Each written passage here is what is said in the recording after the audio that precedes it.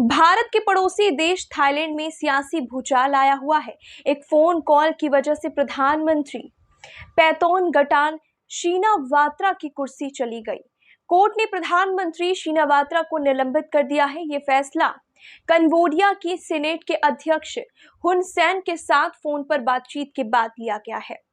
Shinawatra की हुन सेन से बातचीत ऐसे समय हुई जब सीमा पर थाईलैंड और कंबोडिया के सैनिकों की झपट हुई थी। 28 मई को सीमा पर दोनों देशों की सेना आमने सामने आ गई थी। इसके बाद 15 जून को शिनावात्रा की हुन सेन से फोन पर बात हुई। दोनों की बातचीत लीक हो गई थी। इसके बाद थाईलैंड में राजनीतिक तूफान खड़ा हो गया।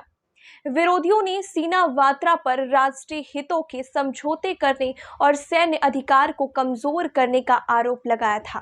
हुन सेन ने शिनावात्रा से बातचीत के दौरान कॉल को रिकॉर्ड किया था। बाद में उन्होंने लीक कर दिया। हुन सेन ने दावा किया कि उन्होंने रिकॉर्ड की गई बातचीत को 80 से ज्यादा लोगों के साथ शेयर भी किया था। बातचीत में शिनावात्रा और हुन सेन को थाईलैंड कंबोडिया सीमा तनाव को हल करने और संघर्ष के बाद लगाए गए प्रतिबंधों को कम करने के बारे में चर्चा करते हुए सुना गया है।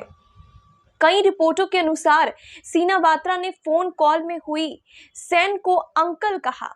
हुन सेन शिनावात्रा के पिता थाकसीन शिनावात्रा के करीबी दोस्त हैं, जो थाईलैंड के प्रधानमंत्री भी रह चुके हैं।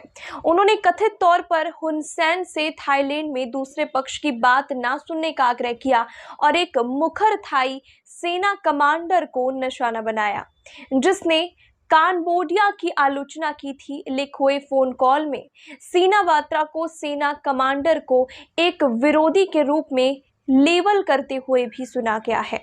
शिनावात्रा यही नहीं रुकी। सेना कमांडर का जिक्र करते हुए उन्होंने कहा कि वे बस कुल दिखाना चाहते हैं। एपी की रिपोर्ट में उनके अनुसार उन्होंने हुन सेन से यह भी कहा कि वे उन्हें बताएं कि वे क्या चाहते हैं और वादा किया कि वे इसे मैनेज करने की कोशिश करेगी।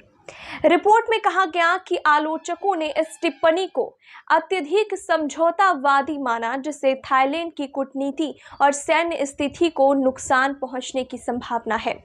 एपी की रिपोर्ट में कहा गया कि हालांकि शिनावात्रा ने माफी मांगी, लेकिन उन्होंने बातचीत की रणनीति के तहत अपने शब्दों का बचाव भी किया और राष्ट्रीय हितों को किसी भी तरह के नुकसान से इनकार किया। 28 मई को थाई कंबोडियन सीमा पर विवादित क्षेत्र में गोलीबारी हुई थी। दोनों पक्षों ने एक दूसरे पर आरोप लगाया और आत्मरक्षा का दावा किया। इस घटना ने लंबे समय से चल रहे क्षेत्रीय तनाव को फिर से भड़का दिया। हालांकि बाद में दोनों सरकारों ने तनाव कम करने का इरादा भी जताया। इसके बावजूद भी जवाबी कार्रवाई जारी रही। थाईलैंड ने सीमा पर कड़े प्रतिबंध लगाए, केवल आवश्यक जरूरतों के लिए ही सीमा पार करने की अनुमति दी। कंबोडिया ने थाई मीडिया पर प्रतिबंध लगाकर फलों और सब्जियों के आयात को रोककर और थाई बिजली और इंटरनेट कनेक्शन का बहिष्कार करके जवाब दिया। देश ने थाईलैंड से ईंधन आयात को भी निलंबित कर दिया।